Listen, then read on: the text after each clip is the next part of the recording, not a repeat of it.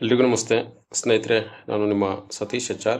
ಸ್ನೇಹಿತರೆ, Karnataka school examination and assessment board 6th cross Malleshwaram Bangalore 560003 ಒಂದು flow ಚಾರ್ಟನ್ನು ಕಳಿಸ್ಕೊಡಲಾಗಿದೆ. ಇದು SA2ಗೆ ಸಂಬಂಧಪಟ್ಟಿರ್ತಕ್ಕಂಥ ಫ್ಲೋ ಚಾರ್ಟು.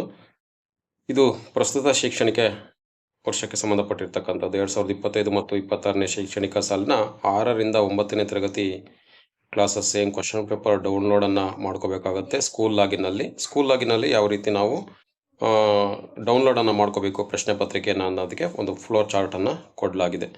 ಸೊ ಈ ಒಂದು ಮಾಹಿತಿಯನ್ನು ತಮ್ಮೊಟ್ಟಿಗೆ ಹಂಚ್ಕೊಳ್ಳೋದಕ್ಕೆ ಬಯಸ್ತೇನೆ. ಯಾರೆಲ್ಲ ಇದೇ ಮೊದಲ ಬಾರಿಗೆ ಸೃಷ್ಟಿ ಸಿಂಚನ ಯೂಟ್ಯೂಬ್ ಚಾನಲನ್ನು ವೀಕ್ಷಣೆಯನ್ನು ಮಾಡ್ತಿದ್ದೀರಾ, ಸಬ್ಸ್ಕ್ರೈಬ್ ಆಗಿ ಇದೇ ರೀತಿಯ ಸಾಕಷ್ಟು ವಿಡಿಯೋಗಳನ್ನು ವೀಕ್ಷಿಸಿ ಅಂತೇಳಿ ತಮ್ಮಲ್ಲಿ ಕೇಳ್ಕೊಳ್ತಾ, ಮೊದಲಿಗೆ KSEAB.Karnataka.Government ಇಲ್ಲಿಗೆ ವೆಬ್ ಪೋರ್ಟಲ್ಗೆ ನಾವು ಲಾಗಿನ್ ಆಗಬೇಕಾಗುತ್ತೆ ಅಂತಕ್ಕಂಥದ್ದು.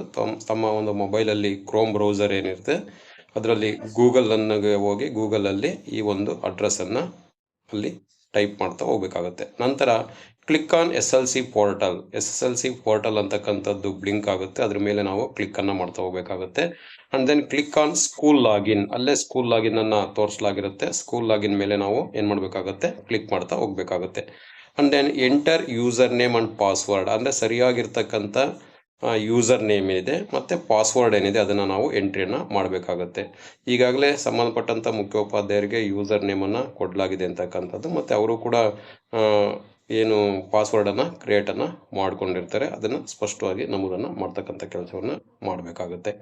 ಅಂಡ್ ದೆನ್ ಅದೆಲ್ಲ ಪ್ರೊಸೆಸ್ ಆದಮೇಲೆ click on download SA2 question paper 6 to 9 standard menu. 6ರಿಂದ 9ನೇ ತರಗತಿ ಏನು ಮೆನುವನ್ನು ಅಲ್ಲಿ ಮೆನ್ಷನ್ನ ಮಾಡಲಾಗಿದೆ ಅದಕ್ಕೆ ಸಂಬಂಧಪಟ್ಟಂಥ ಆ ದಿನ ಇರ್ತಕ್ಕಂಥ ಒಂದು ಪ್ರಶ್ನೆ ಪತ್ರಿಕೆಯನ್ನು ಏನು ಮಾಡಬೇಕಾಗುತ್ತೆ, ಡೌನ್ಲೋಡನ್ನು ಮಾಡ್ಕೊಳ್ಳೋದಕ್ಕೆ ಕ್ಲಿಕ್ ಮಾಡಬೇಕಾಗುತ್ತೆ. ಸೆಲೆಕ್ಟ್ ಡೇಟನ್ನು ಸೆಲೆಕ್ಟನ್ನು ಮಾಡಬೇಕಾಗುತ್ತೆ. ಉದಾಹರಣೆ, ನಾಳೆ ನಾನು ಕ್ವಶನ್ ಪೇಪರ್ನ ಡೌನ್ಲೋಡನ್ನು ಮಾಡ್ತಾಯಿದ್ದೀನಿ ಅಂದರೆ 24/3/2026ರಂದು ಮಾಡಬೇಕಾಗಿರ್ತಕ್ಕಂಥ ಏನು ಪರೀಕ್ಷೆ ಇರುತ್ತೆ ಕನ್ನಡ ವಿಷಯದ ಆ ಒಂದು ಪ್ರಶ್ನೆ ಪತ್ರಿಕೆಯನ್ನು ನಾವು ಡೌನ್ಲೋಡನ್ನು ಮಾಡಬೇಕಾಗುತ್ತೆ.